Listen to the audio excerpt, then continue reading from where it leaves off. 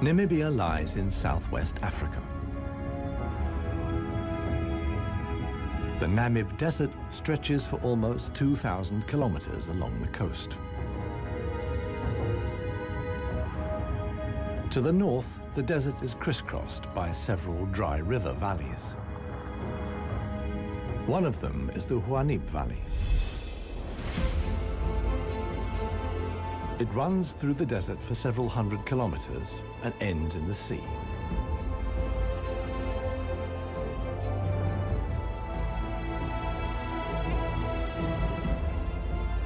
Water flows here once, at most twice a year.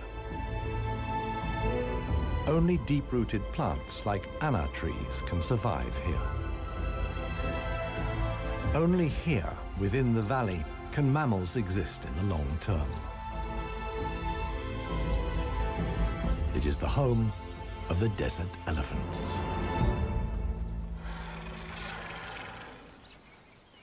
In contrast to their other African relatives, desert elephants live in particularly small family groups.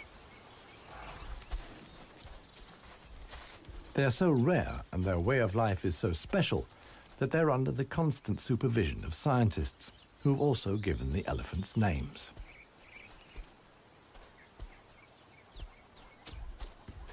The head of this family is alpha cow Clarissa. The animals don't leave her side for a moment. Only Clarissa knows how to survive in this extreme environment. The shoots of the anna tree are now ripe.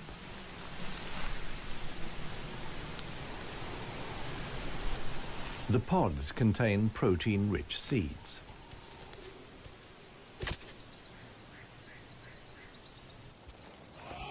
Clarissa has known every one of these trees since her childhood.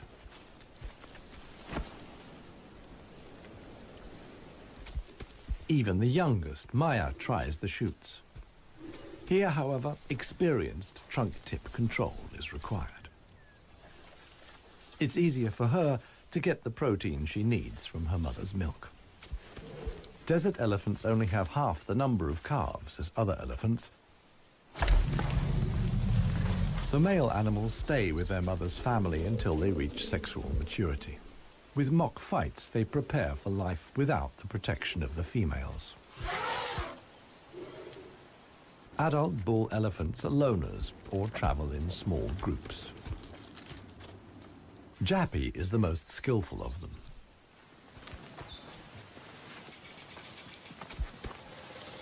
His younger brother watches enviously as Jappy brings down apparently unreachable branches from the tree.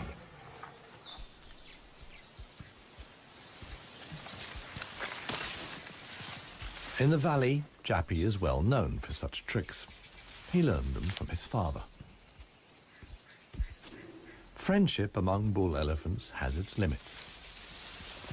Jappy is certainly not willing to share his branch with his younger brother.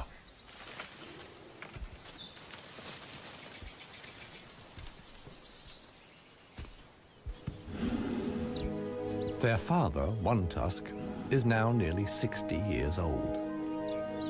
His trademark is the missing right tusk, lost long ago in a hierarchical battle. For years, he was the undisputed king of the Huanib. Now he lives in seclusion. One Tusk's legs are weak. He can no longer keep up. The aging bull is already being watched by a male jackal,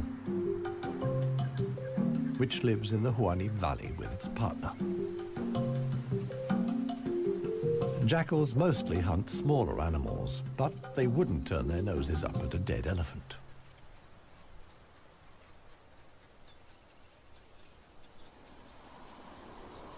In a side valley, Clarissa has discovered a further source of food. There's a wide selection of bushes, grasses, and herbs.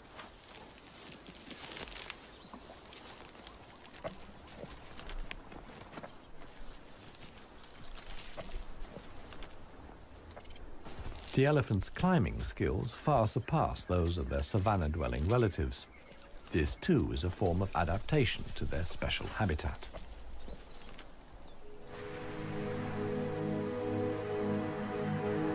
Old One Tusk has at last reached one of the anna trees in the Huanib Valley. But Clarissa and co haven't left very much for him to eat.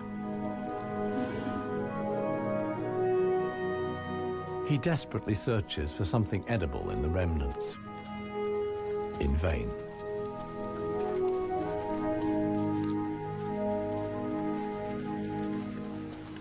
For the inhabitants of the Namib, survival is hard. They're used to going for long periods without water. Many get liquid from their food or know secret sources of water. Regardless of size, every green leaf contains a minimum of liquid worth harvesting.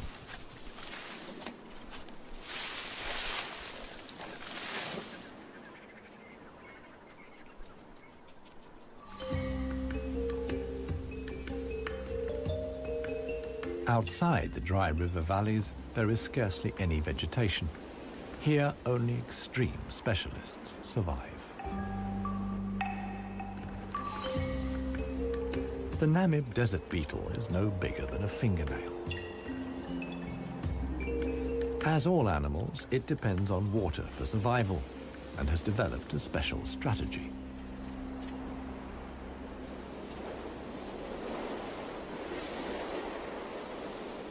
Even the tiniest traces of dampness in the air condense on its carapace. In time, a drop forms, which then flows directly into the beetle's mouth. This way of life limits the distribution of desert beetles to those parts of the desert that see fog. But where does the fog come from? The Namib is one of the few deserts in the world that stretch to the sea. The cold Benguela current from the Antarctic cools the seawater to a temperature of 12 degrees Celsius. When the water reaches land, it evaporates in the warm desert air. Around 200 days a year, the desert is wreathed in mist, which sometimes extends hundreds of kilometers inland into the dry river valleys.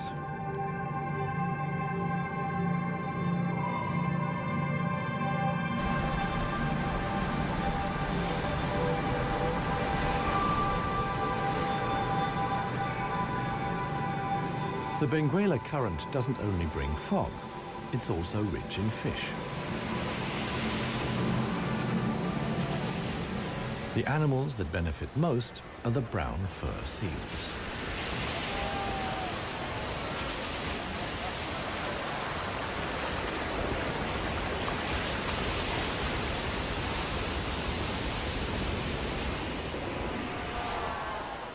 Their colonies are often home to 100,000 animals.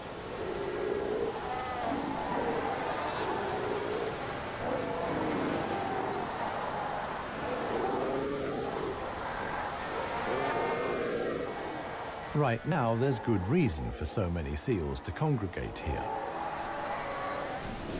The mating season is just beginning.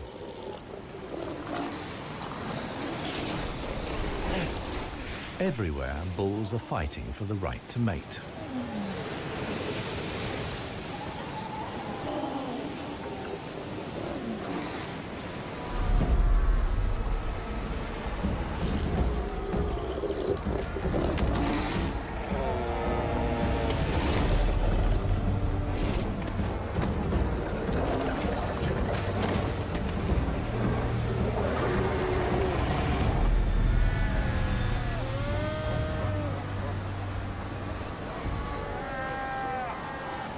The strongest conquer a whole harem and then have their flippers full.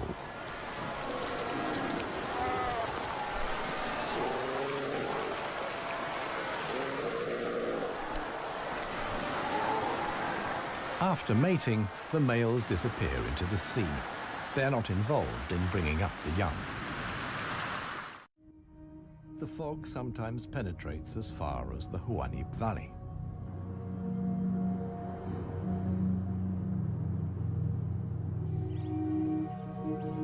Now, even the biggest animals benefit from the moisture contained in the fog.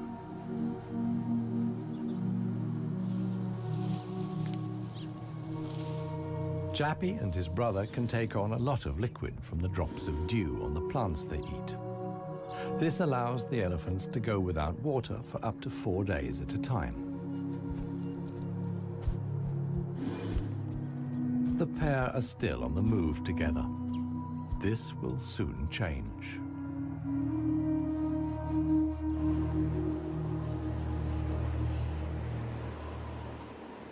As the fog lifts, the sun illuminates a very special event. Families of elephants from other dry river valleys are on their way to the Huanib Valley.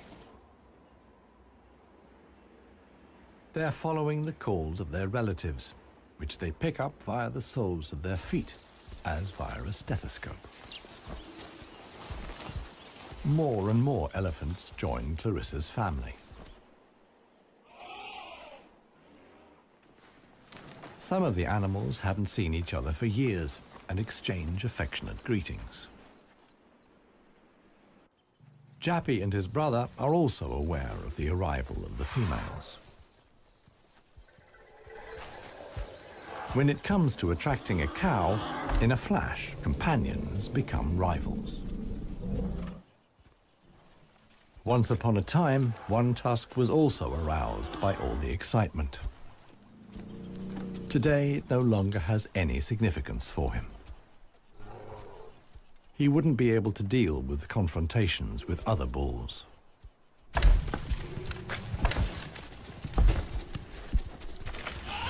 His sons and grandsons, on the other hand, are very excited.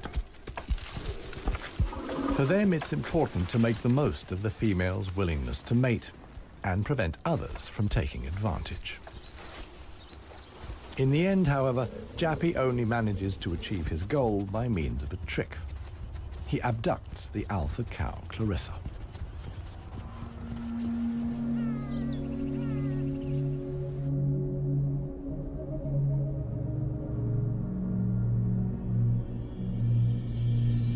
While many of the inhabitants of the valley spend the night hours asleep, this is the time of the real desert dwellers. The Namib sand gecko is only active at night. In the darkness, the little predator looks for crickets and spiders.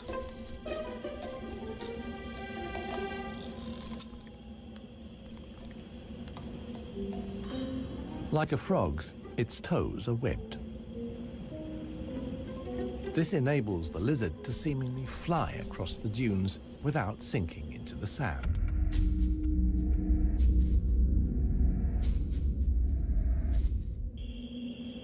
But it also needs to be on the lookout.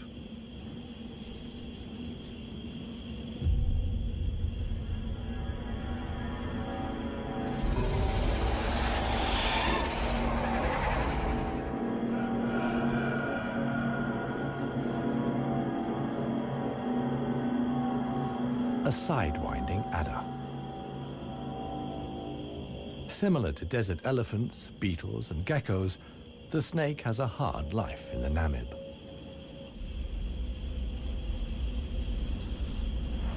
It has to hunt successfully to survive.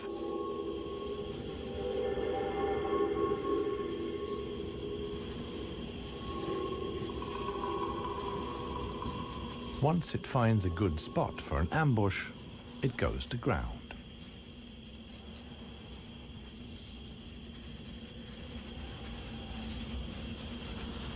The snake is a predator that lies in wait for its prey, relying completely on its camouflage.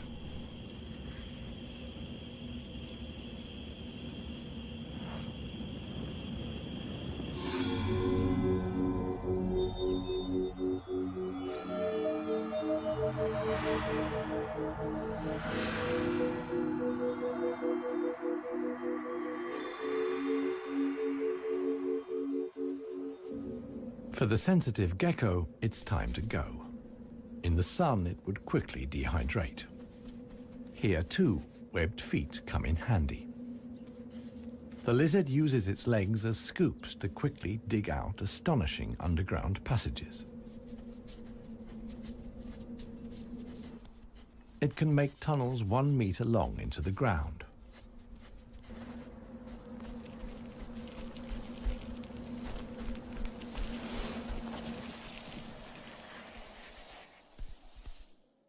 Here, it's safe. Up at ground level, another gecko isn't in quite such a hurry. With good reason.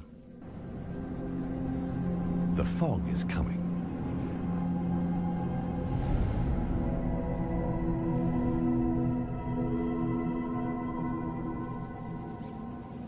The lizard's large, mirror-like eye surfaces allow the fog to condense here. At last, water.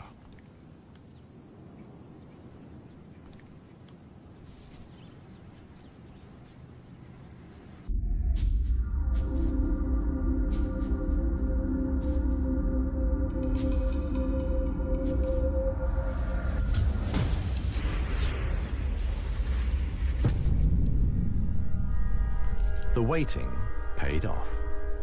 This morning, the sidewinding adder can have breakfast and get some liquid into the bargain.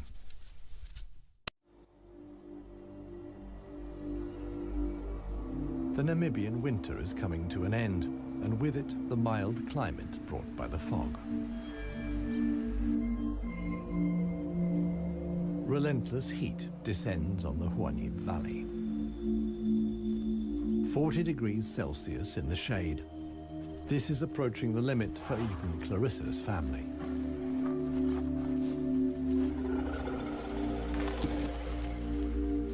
Elephants don't sweat, and so protect themselves against overheating by fanning their ears. But it seems too hot, even for that. The heat is hard to bear for all the animals, but for the youngest, the sun can be lethal. Maya is really suffering.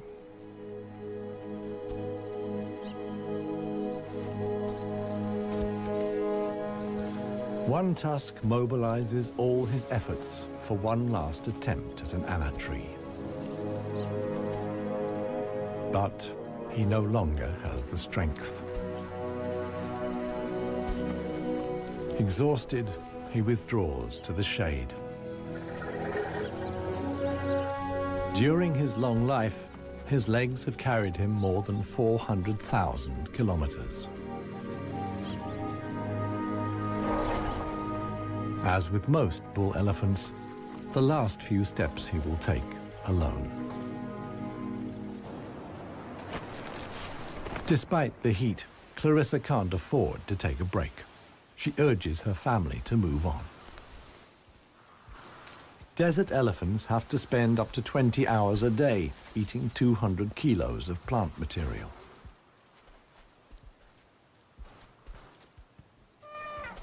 As tiring as that may be, Clarissa's family have no choice. One young bull is already so exhausted that he sleeps through the signal to move off. He only wakes up when the other elephants are already out of sight.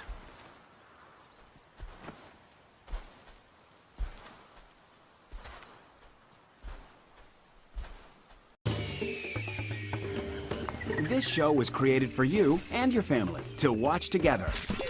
Welcome to Nat Geo Wild. It finally dawns on him that he really is all alone. Clarissa and the rest of the family have noticed his absence. The animals try to locate each other via smell using their trunks, which are extraordinarily sensitive.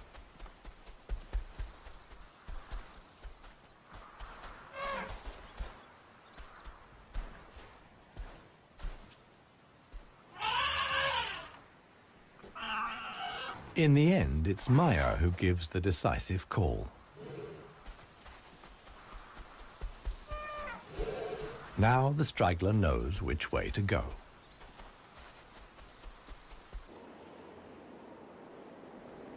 The extremely dry period shows no sign of coming to an end. 1 week later, the heat and the elephants have combined to decimate the plant life in the Huanim Valley. Vultures take up positions on the trees on the edge of the valley. Their time will come when the other animals can find nothing more to eat.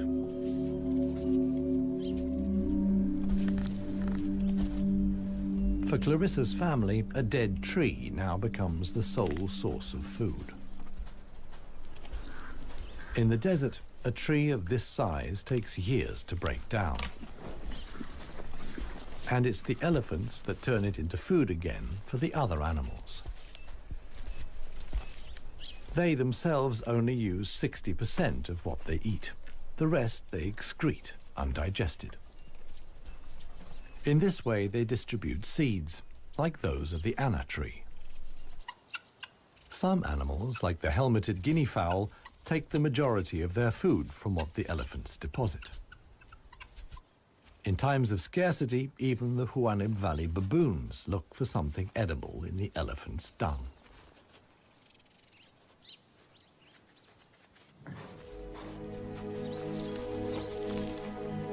Old One Tusk has one more go at the wood.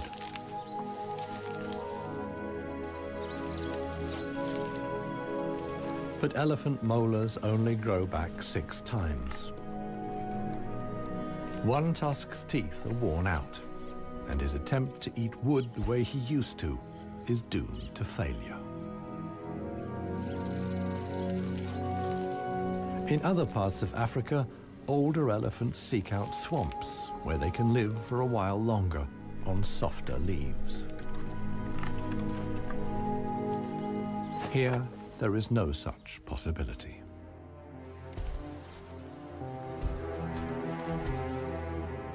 For Clarissa, too, the situation is becoming threatening. She and her family must leave the valley and seek food and water elsewhere. Other families join the trek. Only Clarissa's knowledge of hidden water sources can save them now.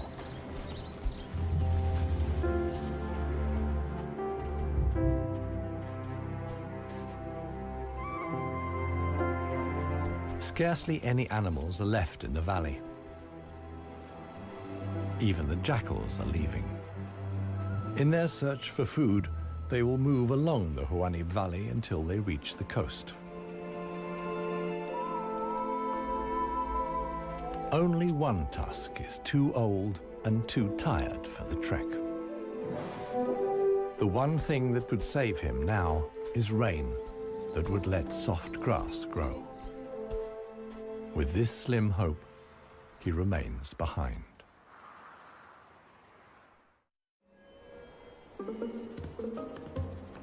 The Namib desert beetle is also looking for something to eat. In contrast to most of the desert dwellers, it is not seeking fresh young shoots. The beetle is on the lookout for plant residues. The unceasing wind is a help. It sweeps fragments of plant life together in valleys and hollows between the dunes. Mostly it's just a few bits of leaf. But sometimes it collects and becomes something like a herbal rubbish dump. Although the plants are completely dried out, they still contain important nutrients.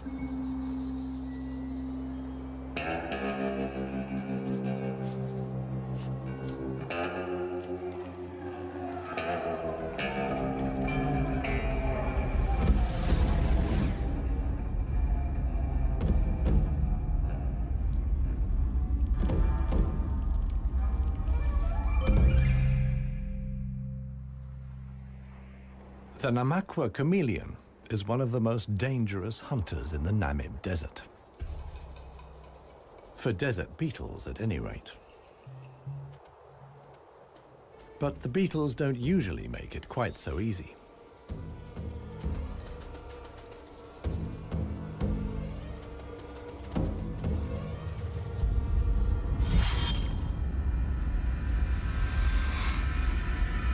The beetles aren't only full of protein, but also provide essential liquids for the lizard.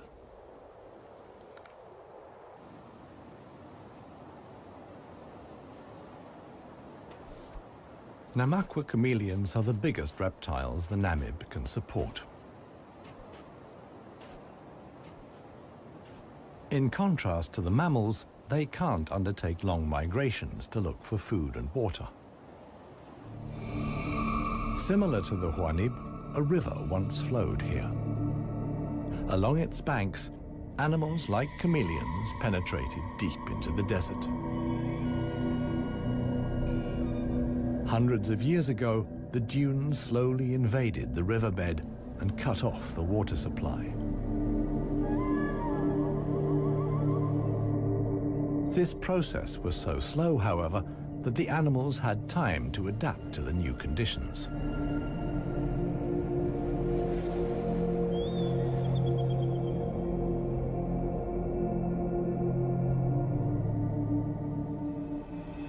The mammals didn't need such a long period of adaptation. Their ability to migrate over long distances enabled them to conquer the desert much more quickly. The pair of jackals will soon reach the coast.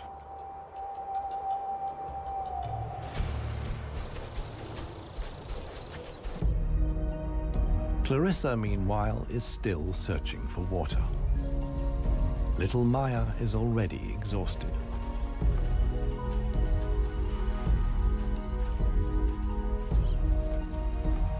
The group has to keep stopping. The animals are reaching the limits of their strength. Clarissa can produce less and less milk for her daughter. Suddenly, a commotion as Maya sinks to her knees. But Clarissa urges her offspring onwards. It is their only chance.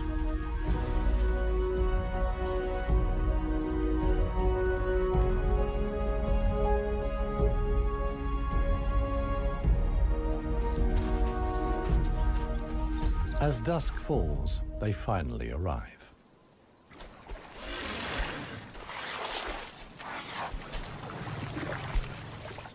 Thanks to Clarissa's knowledge, there's something to drink at last.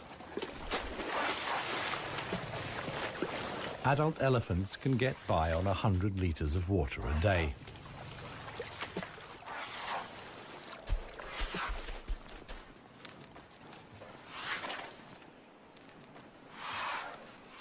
The subsequent dust bath serves to protect the elephant's skin from the relentless sun. The trek to the next source of food is long. The following morning, Clarissa will move on.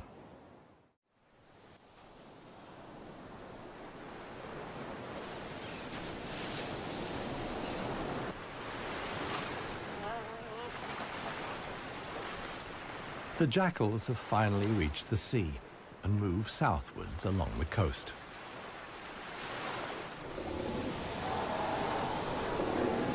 The new generation of brown fur seals is just arriving. Many of the mother animals are heavily pregnant. This young mother hasn't long to go.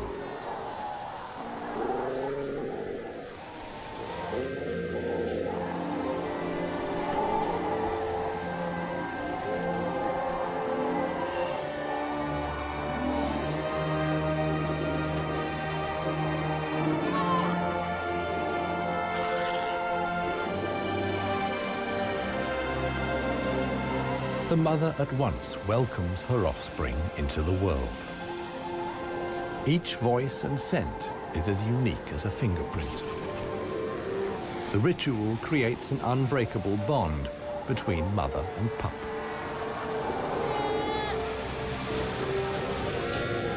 Directly after the birth, the pup has to be suckled.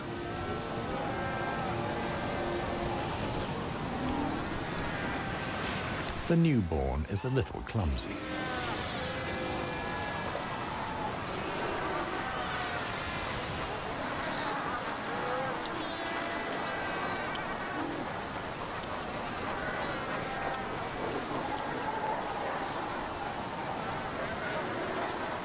The young mother is not alone. Tens of thousands of other females have also given birth. Space is at a premium in the colony, a risky situation for the babies.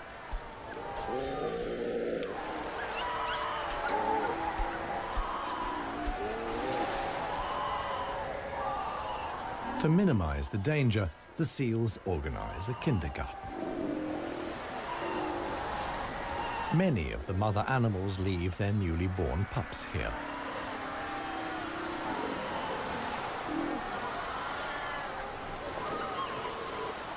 The nursery not only offers the young pups protection, but also makes it easier to find them later.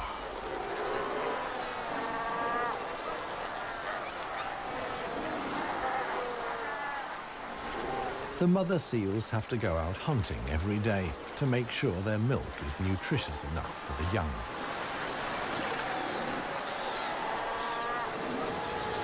But when choosing the location of the kindergarten, they forgot about the tide.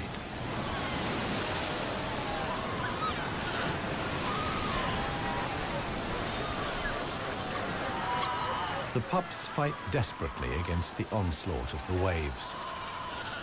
The baby is washed out to sea, along with the other newborn seals.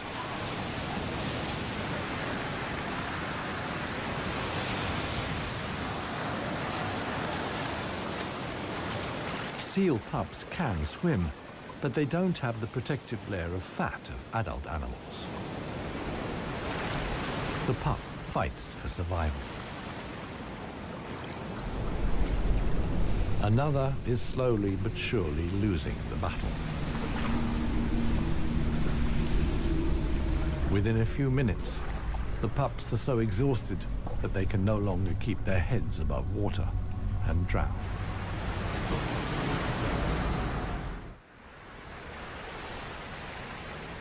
The next morning reveals how great the danger posed by the sea is for the seal pups. The shore is full of little corpses, washed up by the tide.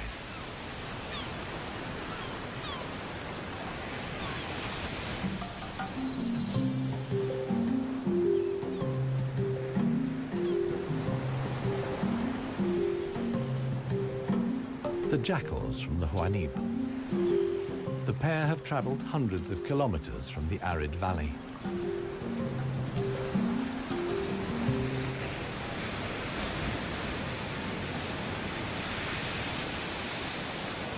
The seal colony is now their only chance of food. Jackals aren't choosy. For them, eating carrion is nothing unusual.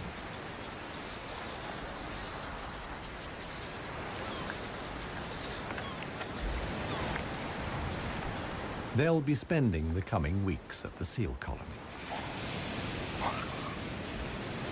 Only when the pups are old enough to swim enduringly, and thus the supply of food runs out, will the jackals return to the Huanib Valley.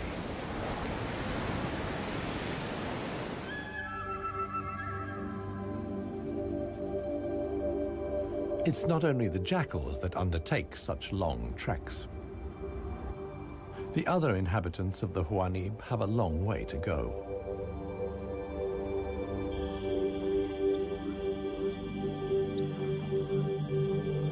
An oasis hidden deep in the desert. Ausis.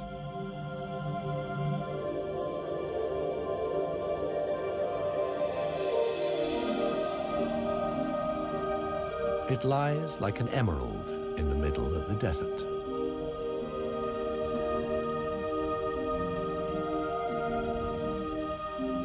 A thin band of loose vegetation lines the watering hole.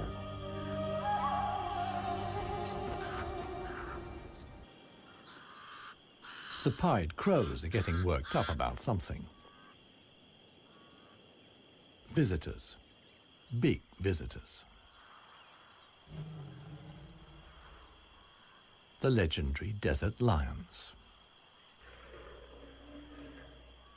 Desert lions are so unbelievably rare that scientists have fitted them with transmitter collars so that the big cats can be monitored and protected. Two females have taken up positions in the undergrowth with their young. The experienced predators know that it's just a matter of watching and waiting. And indeed, many animals are making their way here. The oryx's numbers have thinned noticeably. Some are lagging far behind the main column.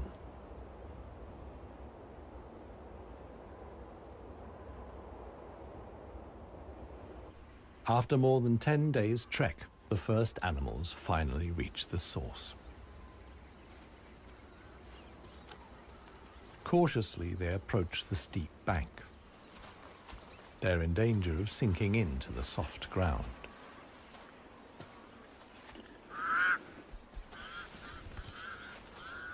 The pied crows sound the alarm again. The lioness's patience has been rewarded. They've caught one of the stragglers. One lioness keeps the oryx in check on the ground. The hunting lioness is completely exhausted. Fighting the antelope has taken the last of her strength.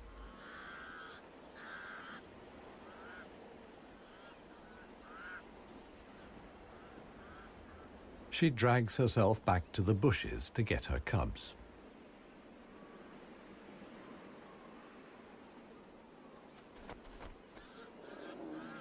The other lioness keeps the pesky crows at bay.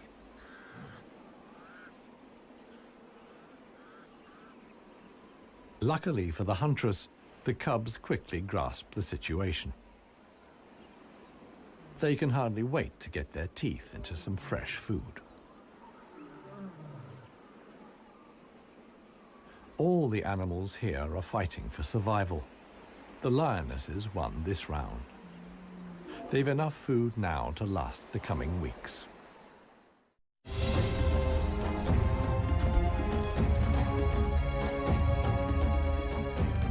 Clarissa and her family have finally reached the neighboring Dry River Valley.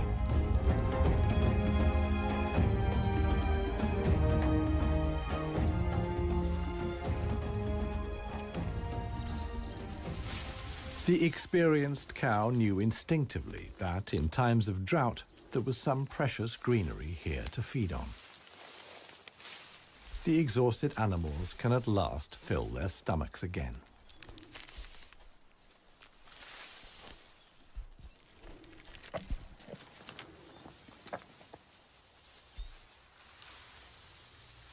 And this is how a happy, full-up baby elephant looks.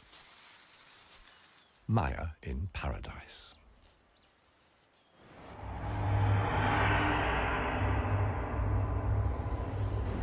A strong wind blows in from the coast, and sandstorms form in the hinterland.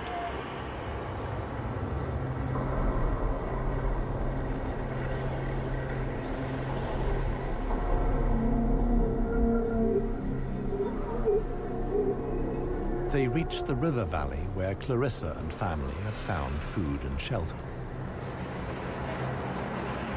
Sandstorms like these are the harbingers of heavy rain. Experienced elephant cows like Clarissa know what that means. As soon as it rains, the dry river valleys will be turned into raging torrents that wash away anything in their path. Imminent danger for the family of elephants. Time to move on again. Now the safest place to be is outside the valleys. How right Clarissa was can be seen the following day. Water in the Dry River Valley. Only every 10 years or so is the rain strong enough for the flood wave to reach the sea.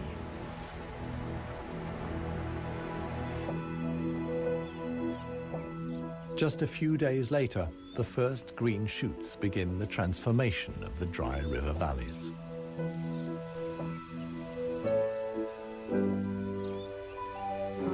The Huanib Valley, too, is bursting with new life as the first exiles return.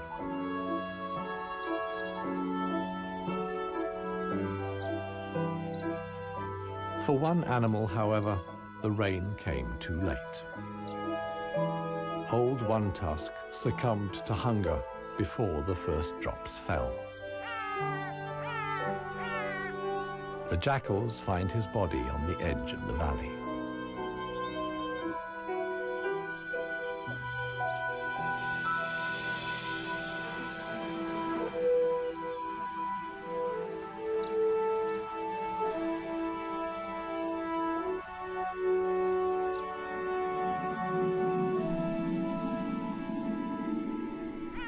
The jackals don't approach the body until evening. And thus, the circle of life is complete. The next morning, long unheard calls echo through the valley.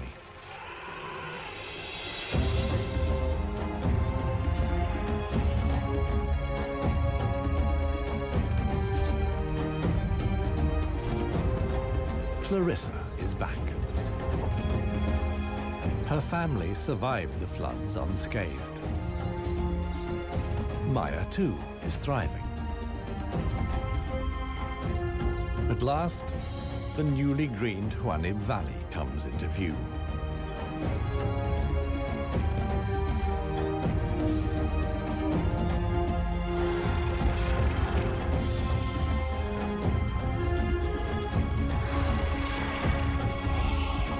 Clarissa's family is home again.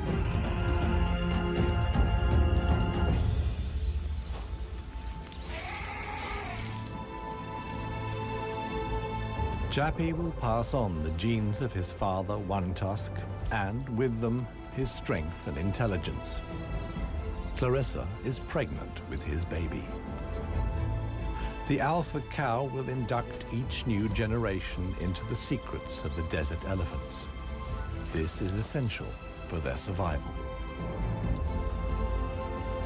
The Huanib River Valley is probably the last real wilderness in Namibia, one in which only the cleverest, most intelligent of the animal world can survive. A life of extremes in the home of the desert elephants.